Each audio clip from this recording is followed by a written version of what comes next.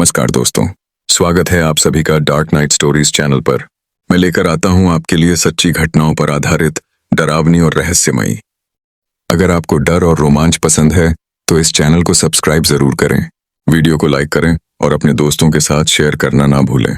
तो चलिए दोस्तों, कहानी शुरू करते हैं। नमस्कार दोस्तों, आज की कहानी भैरव सिंह और राजवीर की है, जो राजस्थान के रहने वाले हैं। ये घटना सन 1999 की है। नवंबर की वह ठंडी, सुहानी लेकिन रहस्यमयी रात थी। घड़ी की सुई 1:30 बजा रही थी। आसमान में बादल गरज रहे थे। बिजली की कौन बीच बीच में सड़कों पर डरावनी रोशनी बिखेर रही थी। सड़क पर सन्नाटा पसरा था और हवा में ठंडक के साथ अजीब सी नमी घुली हुई थी। अलवर से दो दोस्त, भैरव सिंह और राजवीर, अपनी काली एसयूवी कार में इंदौर की ओर बढ़ रहे थे। दोनों बचपन के साथी थे, एक दूसरे की जान। भैरव सिंह थोड़ा गंभीर स्वभाव का, सोचने विचारने वाला आदमी था, जबकि राजवीर हंसमुख, बेफिक्र और कभी कभी थोड़ा तेज बोलने वाला। कार के अंदर हल्की धुंध जमा हो रही थी। वाइपर लगातार शीशे पर फिसल रहे थे और बारिश की बूंदें जैसे कार की छत पर कोई डरावना संगीत बजा रही हैं। रास्ता सुनसान था। चारों ओर फैली अंधेरी पहाड़ियां, सूने पेड़ और कभी कभी किसी उल्लू की आवाज माहौल को और भी डरावना बना रहे थे। राजवीर ने रेडियो ऑन किया, लेकिन सिर्फ श्श्श की खड़खड़ाहट आई। भाड़ में गया रेडियो, उसने झुंझलाकर बंद कर दिया। भैरव बोला, अरे तू तो हमेशा कहता था डरता नहीं किसी चीज से, अब रेडियो की खड़खड़ से भी डर गया। राजवीर हंसा, डर नहीं लग रहा भाई, बस अजीब लग रहा है। पता नहीं क्यों आज रास्ता कुछ ज्यादा ही सुनसान है। जैसे ही कार मध्य प्रदेश की सीमा में दाखिल हुई, तभी उन्हें सड़क किनारे एक पुलिस वाला खड़ा दिखाई दिया। उसके हाथ में टॉर्च थी जो सामने आ रही गाड़ियों पर पड़ती थी। उसने अपनी टॉर्च घुमाई और इशारा किया। रुको, राजवीर बोला। अरे ये क्या यार, रात के 1:30 बजे पुलिस वाला? भैरव सिंह थोड़ा सोच में पड़ गया। भाई पुलिस है, रुक जा वरना कहीं पीछा ना कर ले। गाड़ी धीरे से रुकी। बारिश अब बूंदों से बढ़कर मोटी धारों में बदल चुकी थी। पुलिस वाले ने सिर पर कैप पहनी थी, खाकी वर्दी पर पानी टपक रहा था। उसने कार की खिड़की के पास आकर कहा, कहाँ जा रहे हो? राजवीर बोला, सर हम अलवर से इंदौर जा रहे हैं। बहुत दूर का सफ़र है, ये वक्त ठीक नहीं, रास्ता सुनसान है। अगर आप बुरा न माने तो मुझे आगे तक छोड़ दीजिए, मेरी चौकी आपके रास्ते में ही पड़ेगी। यह सुनकर राजवीर ने और भैरव सिंह ने सहमति में सर हिला दिया। पुलिस वाला पीछे की सीट पर बैठ गया। उसने अपना नाम बताया, विक्रम सिंह बताया। विक्रम ने कहा, मेरी ड्यूटी शिवपुरी चौकी में है। मैं गश्त पर निकला था कि बारिश के कारण मेरी मोटरसाइकिल खराब हो गई, तो मैं पैदल ही चल रहा था। भैरव बोला, कोई बात नहीं साहब, रास्ता लंबा है, साथ अच्छा रहेगा। विक्रम मुस्कुराया, धन्यवाद भाई। गाड़ी चल पड़ी। कुछ देर तक तीनों में हल्की बातचीत होती रही।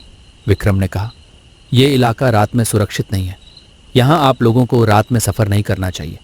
यहाँ अक्सर चंबल के डकैत रास्ते में आ जाते हैं, बंदूक लेकर घूमते हैं और जो दिखे उसे लूट लेते हैं, कई बार मार भी देते हैं। राजवीर ने कहा, आप जैसे पुलिस वाले हैं तो डर कैसा? सर, विक्रम ने बस एक धीमी हंसी हंसी, जो थोड़ी अजीब थी, ठंडी और लंबी। बारिश और तेज़ हो गई। कार की हेडलाइट्स धुंध में जैसे खो सी रही थीं।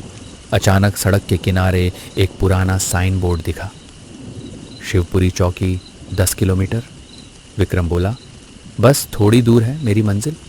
थोड़ी देर बाद उसने कहा, भाई यहाँ गाड़ी रोक दीजिए। राजवीर बोला, अरे सर यहाँ तो चौकी नहीं है और आसपास कोई आबादी भी नहीं दिख रही।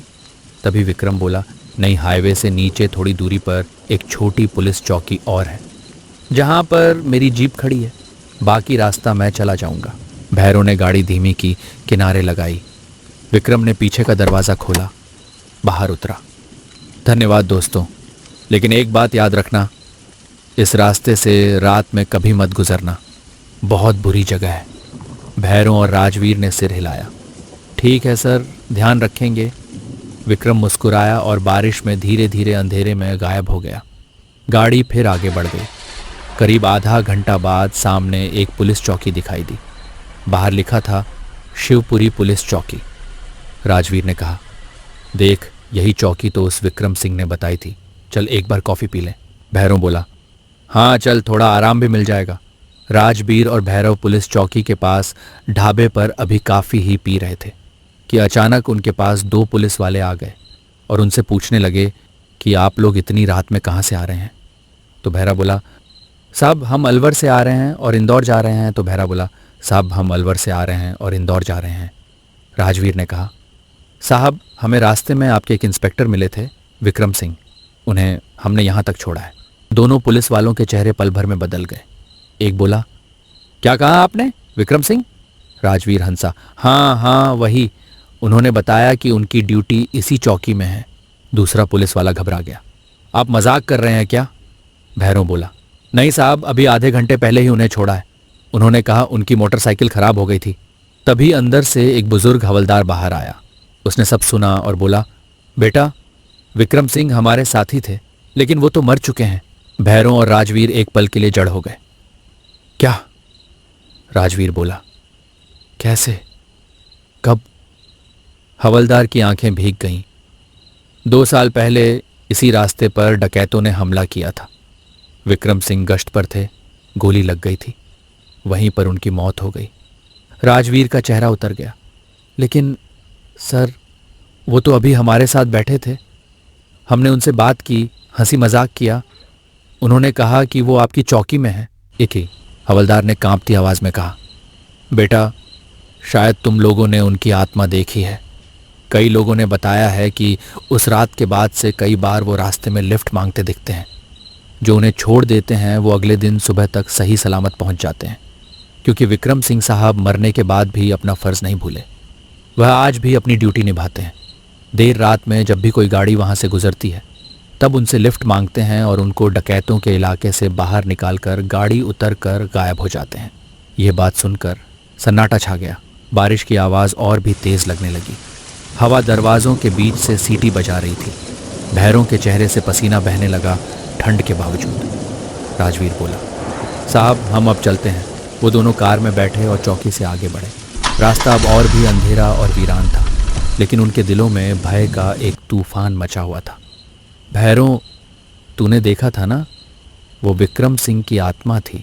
हाँ राजवीर, वो बिल्कुल असली लग रहा था। करीब 20 किलोमीटर चलने के बाद अचानक गाड़ी के बीच रास्ते में झटका लगा और इंजन बंद हो गया। राजवीर बोला, अब ये क्या हो गया? भैरों ने बोनट खोला, लेकिन कुछ समझ नहीं आया।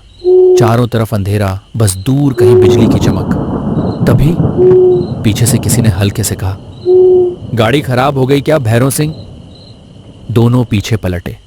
बारिश में वही विक्रम सिंह वर्दी में खड़ा था, चेहरे पर वैसी ही ठंडी मुस्कान।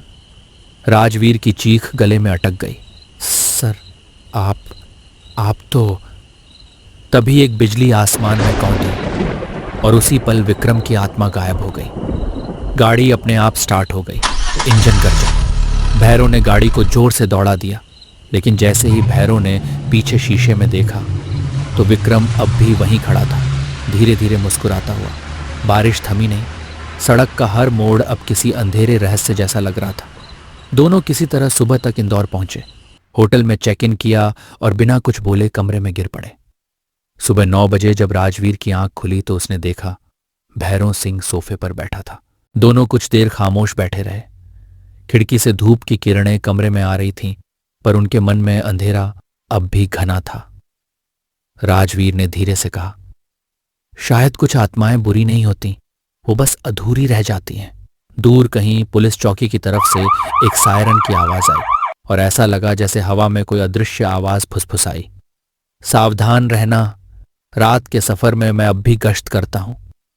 तो दोस्तों, आप भी कभी रात के सफर में हाईवे पर निकलें और आपसे कभी कोई आत्मा टकरा जाए तो डरिएगा नहीं, क्या पता वो आपका भला चाहती हो। धन्यवाद दोस्तों इस वीडियो को देखने के लिए। अगर आपके पास भी कोई सच्ची डरावनी घटना है, चाहे वह आपके साथ घटी हो या आपके किसी जानने वाले के साथ, तो कृपया उसे हमारे साथ जरूर साझा करें।